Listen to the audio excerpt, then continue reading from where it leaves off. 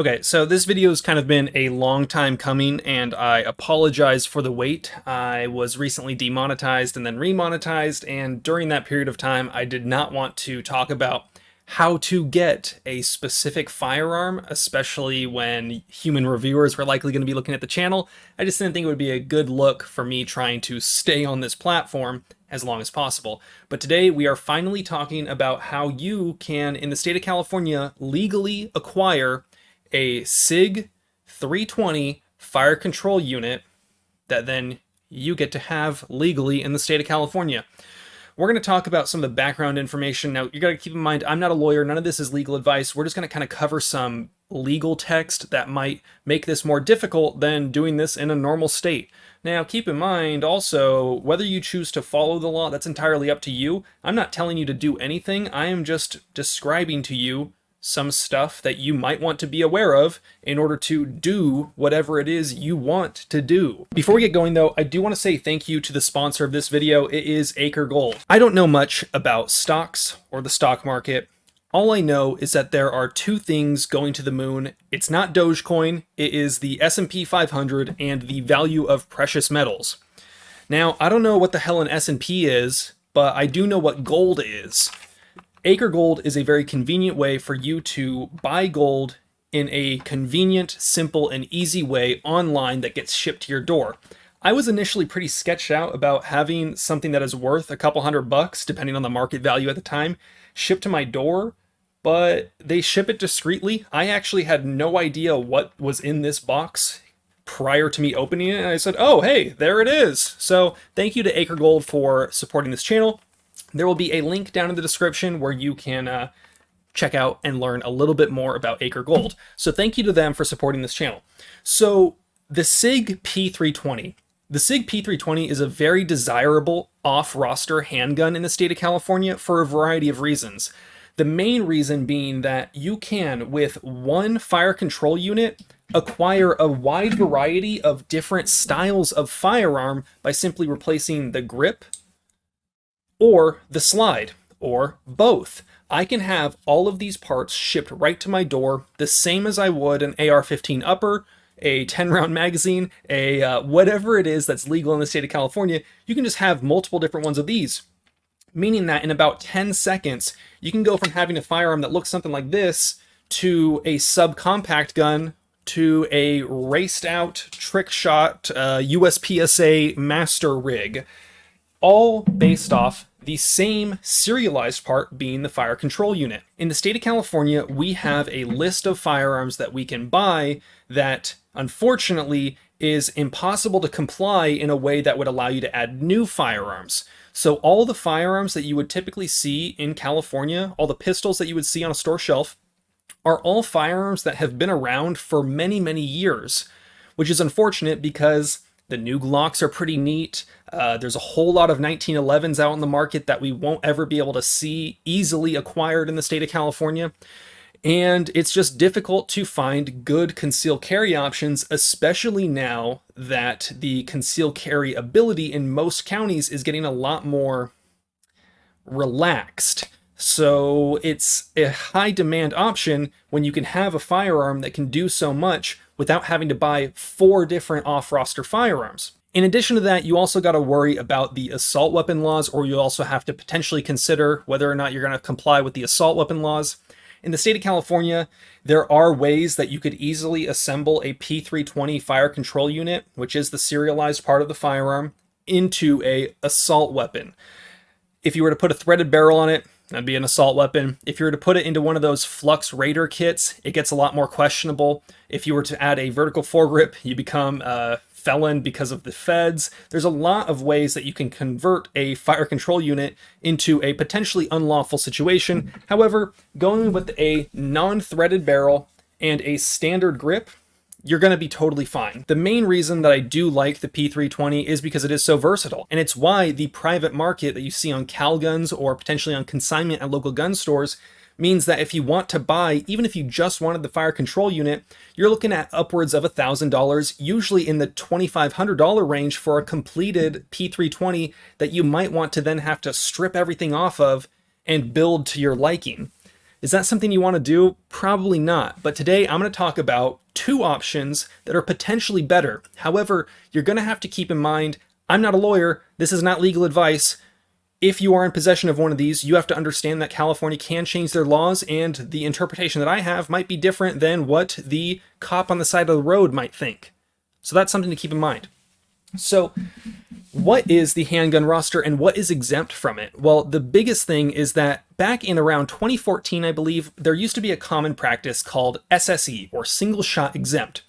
Back then, you could take a semi-auto handgun, like a Gen 4 or whatever Gen Glock was at the time, or a fancy 1911, and convert it to single shot, meaning that it was a single shot break action or single shot bolt action or break top firearm with a certain barrel length, and I'll give you the actual description now.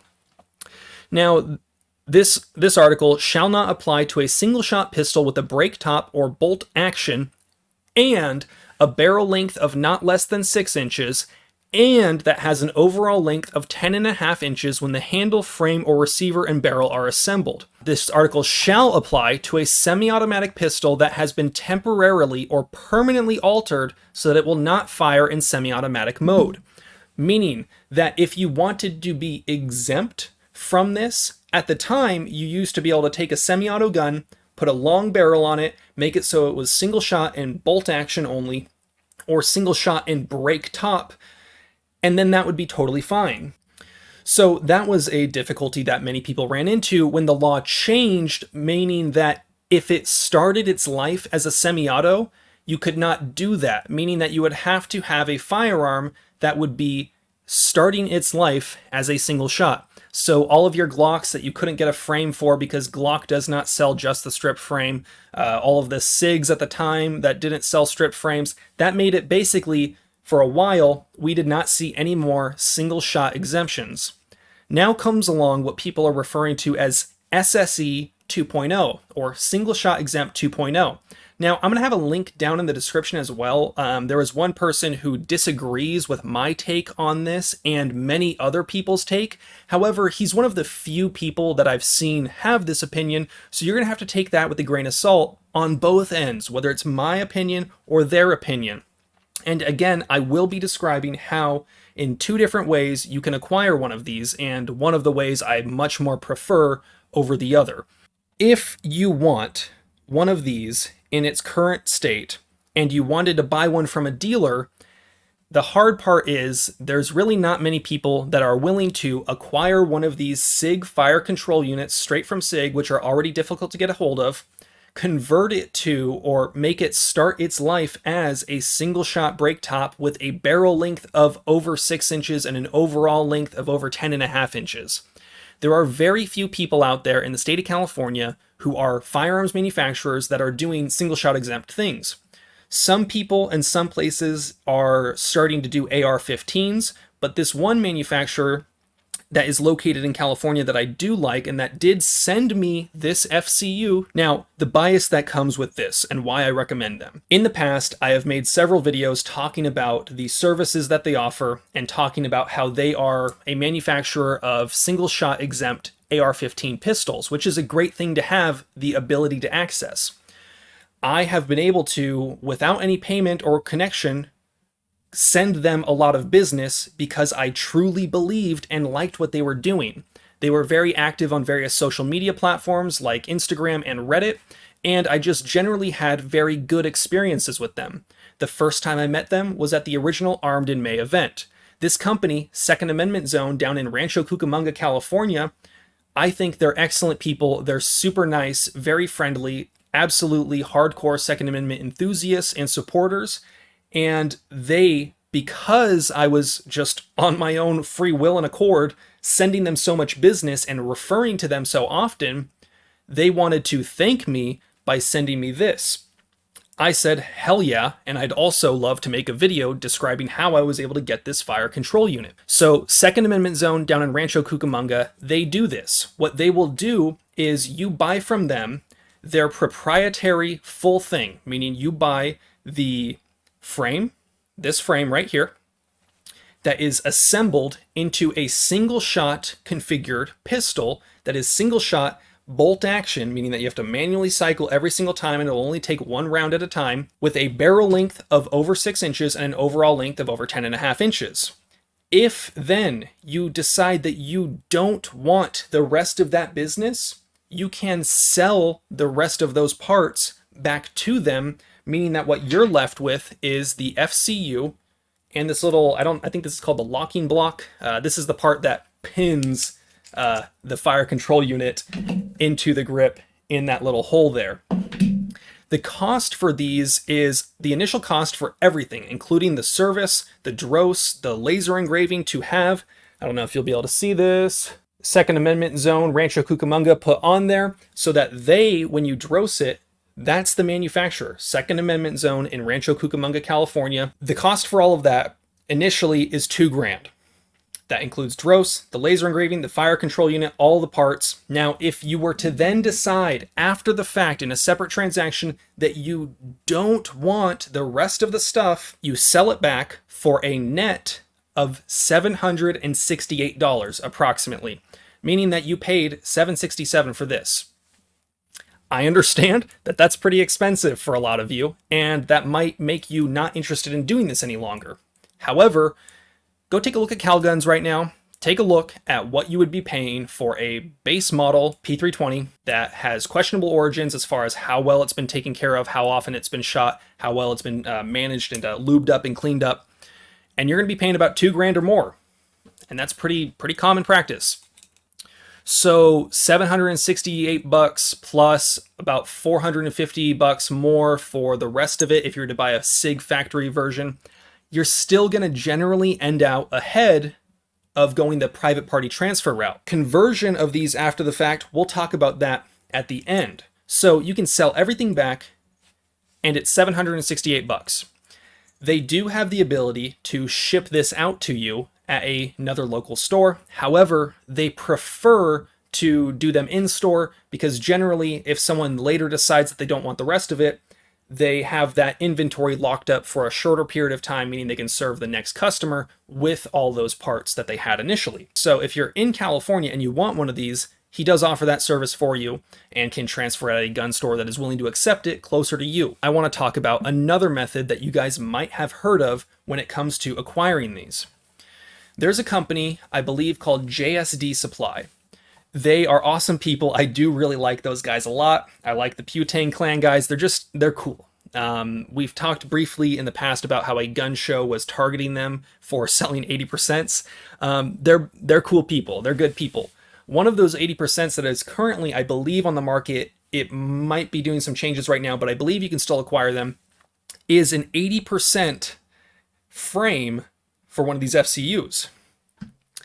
In order to do that legally in the state of California, you would first have to apply for a serial number and you would be the manufacturer of that fire control unit.